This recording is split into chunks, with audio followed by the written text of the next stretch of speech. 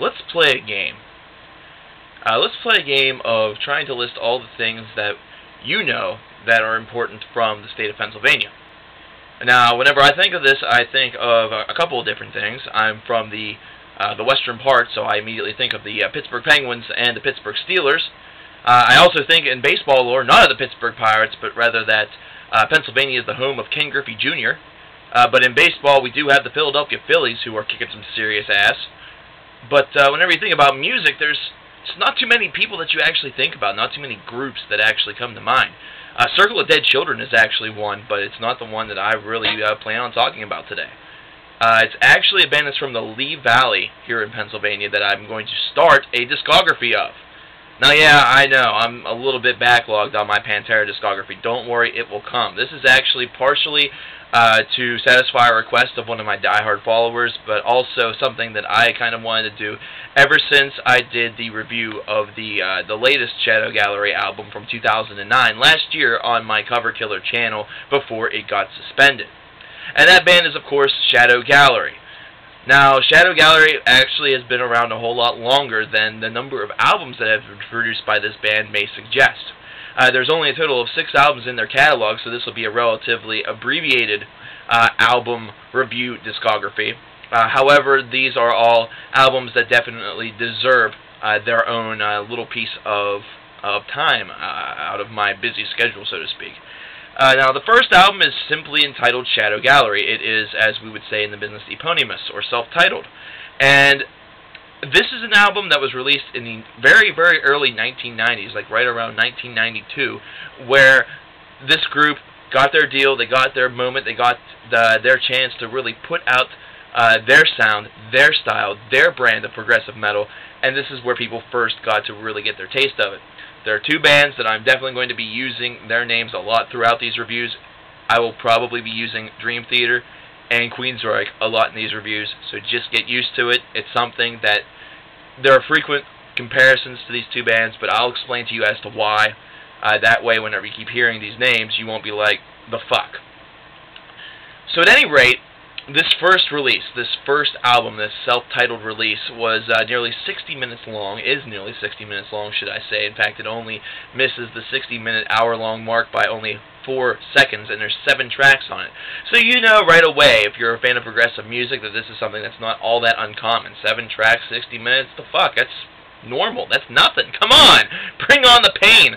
Don't worry, don't worry.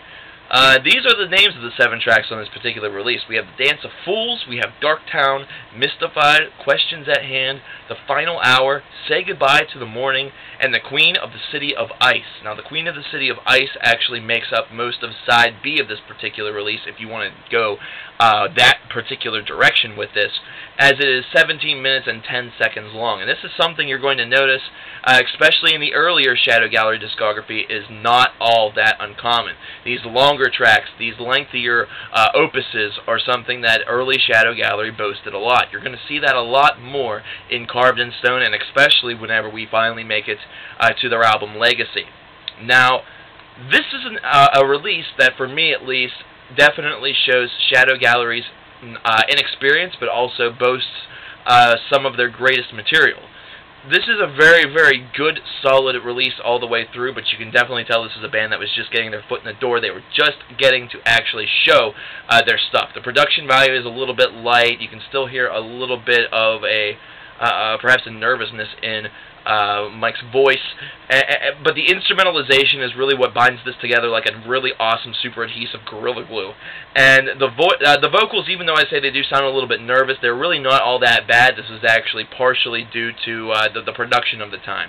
You have to remember, 1992, whenever you think about progressive music, you're just getting out of the 1980s prog era, where bands such as Marillion were really king.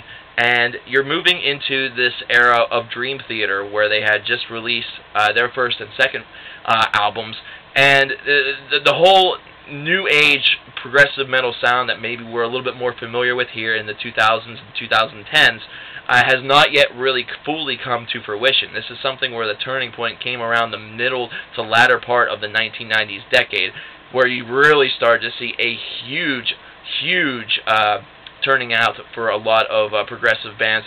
such as Enchant, such as Symphony X, Dream Theater, just to name a few. However, this is an album where, like I said, it sounds a little bit almost like they are... this is good for the time, however, it's going to get a lot better, so for those of you that may venture all the way back to this particular release, you really have to approach it with a kind of an elder ear, and have to really understand what exactly was going on in the progressive realm at that time. Is this an album that I would like to see kind of remastered, kind of made to sound a little bit more crisp, a little bit better? Not really. I kind of enjoy the kind of backwoods aesthetic to it, so to speak, the really ancient style, even though it's not really all that ancient. If this is ancient styles, then I'm downright dinosauric, and that's just kind of pathetic. However, this is the start of a really great era in progressive music, and Shadow Gallery has actually brought a lot of acclaim to the progressive scene in Pittsburgh, or not Pittsburgh, but rather the state of Pennsylvania, the Lee Valley, should I say. And the unique part about it is that there's not really been too many bands that have been willing to kind of rise up and kind of amass with them.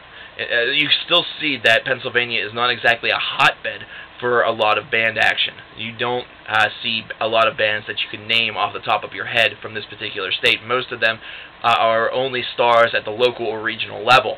So perhaps it's coming, but let's face it, PA has not exactly been a hotbed. However, Shadow Gallery for the progressive side is definitely a positive step, not to mention this album is very well constructed. This is the reason why it did get a lot of attention, why a lot of people that like progressive music, that listen to Dream Theater and Queenstrike, I think I almost just said Dream Strike, which would have been surreal, really like to incorporate Shadow Gallery into their collection as well.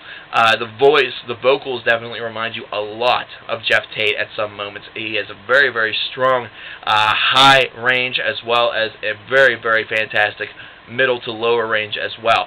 You really have to appreciate the multifaceted vocal dimensions that this band is able to give to you, and this is something that we're going to see even further as we move further on down the line.